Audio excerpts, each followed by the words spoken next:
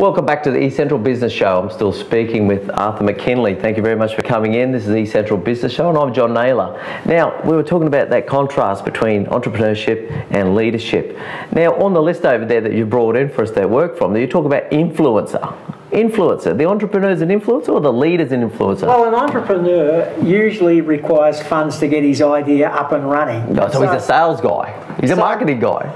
Well, he's got to be a marketing guy, obviously. He's got to be able to convince people that his idea is marketable, and usually you require significant funds to get an idea or a product up and running and into the marketplace and successfully sold. Yeah. So, no, but that's the leadership thing, is it not? I mean, well, you're going to say, come with me and bring your money. You know? Well, as we discussed earlier, I mean, the traits of a leader and the traits of an entrepreneur usually converge or run parallel to each other. But often entrepreneurs don't have all the leadership skills.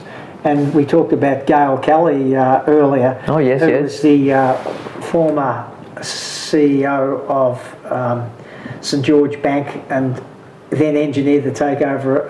A reverse takeover of the board by... the takeover of St George and by Westpac, and she became the CEO of Westpac. So she obviously was very entrepreneurial, but a great leader at the same time. So she had the vision for St George to become more than just a second-tier player in the banking industry and become one of the first players, and was taken over. So. Yeah, so actually making St George into a business that was takeoverable, you know, for want of a better term. Yes, and she got, Gail got very well rewarded for that too. Yes, that's very good. Now, how about risk-taking? So, we talked earlier about risk-taking off camera. So, the entrepreneur's a risk-taker, surely. You know, and we talked earlier about, like, Bondi, you know, he was famous for doing things that are a bit sort of left field.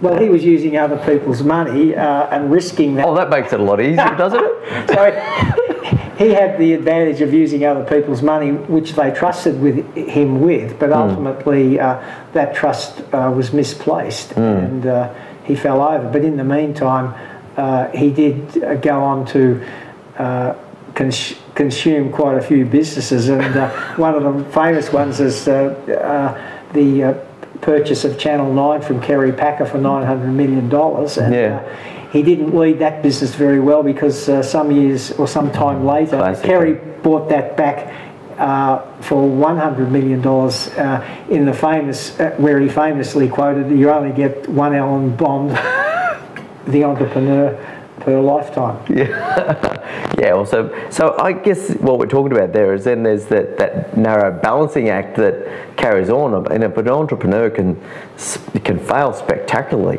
over and over again if they want, if they've got enough of other people's money, obviously.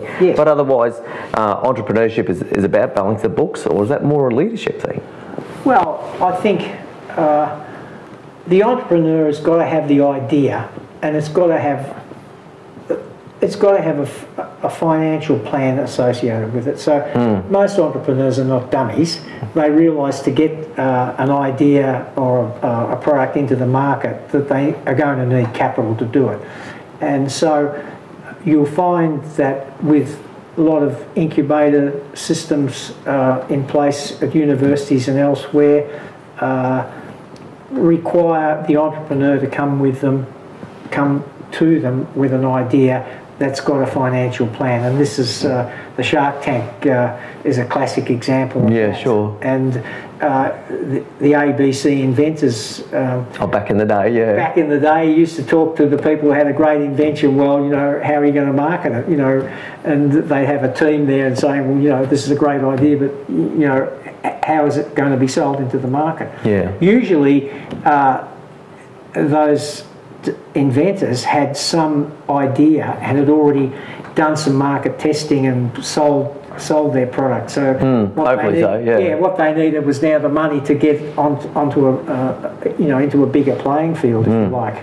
Yeah, and obviously we see things happening, like even I was at an event recently, and it's quite inspiring, in fact, because there was state funding behind it, and what you saw around that was that in this presentation, and what really took me was there was a guy that was. He had a thick accent, but he had a very good product. It was a thing that was going to disrupt the way credit ratings were done, and it was, you know, technically very superior.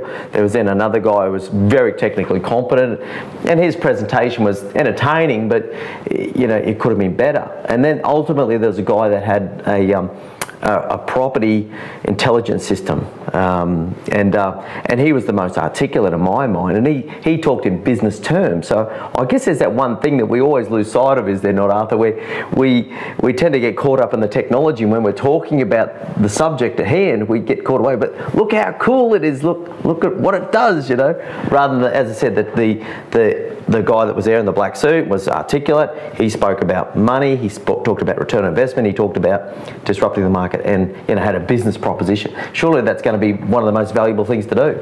Yes, but you can't beat empathy and excitement and enthusiasm and passion. And that's usually, they are usually the attributes that entrepreneurs have. They become very passionate about what they want to do. I saw that in all three of them, absolutely, you know, and even the credit guy said, I've been to see Dun & Bradstreet, and they said, no, we've got our model, we're not interested in yours, even though his was incredibly powerful. Well, that's one of the things that entrepreneurs face. Look, we've got the best system, which Dun & Bradstreet obviously said to this guy, we don't want to change, but of course, everybody has got to be aware that things are changing. Nothing is staying the same. This is a freewheeling market, and ideas are in the atmosphere ready to be plucked, and everybody, particularly young people, have now got what you and I didn't have, John, is the access to Encyclopedia Britannica in the palm of their hand. No, and not just that, everything, all the information. Yes, and it's not censored. So I'd recommend to people, if they're keen to develop a business idea or they're keen to be leaders, use the opportunity to research what makes up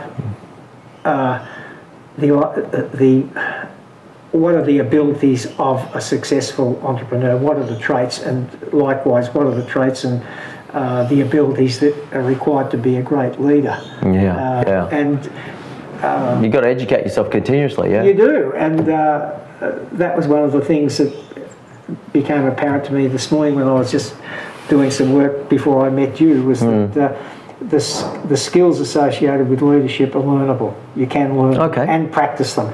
Whereas I think entrepreneurial skills are a little bit more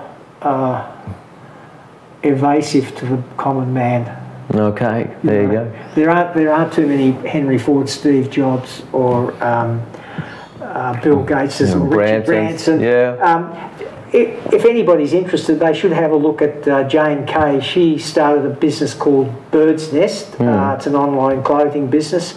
Ali Watson has got a business going which is Code Like a Girl. Code Like a Girl. So these are entrepreneurial girls that have crashed into the market and been successful. And, you know, do your research in terms of developing your own business ideas and developing your own leadership skills, because everything is available to everybody if they just want to put the effort in. Yeah, no, I'm redoubling my efforts right now. Arthur, anyway, we're running out of time. Absolute pleasure. Thank you very much for that extended edition of the eCentral Business Show. It's been a wealth of information. I really do appreciate you coming in. Not at all. It's been a pleasure to talk to you, John. Okay, Arthur, thank you so much. All right, that's the end of another episode of the eCentral Business Show. I'm John Naylor. Thank you very much for watching another episode of the eCentral Business Show. What we're looking to do across the eCentral Business Show is bring to you the very best content from great people with really informative knowledge to share. It's something that you can listen to in the car. Don't watch it, obviously, when you're doing that, but we're looking to really bring value to you across LinkedIn, YouTube, podcastable content, so it's really great and informative business knowledge. So please tune in as much as you can. Now, the great ways to follow us, you can register on the database, make contact with us, and we'll put your email in.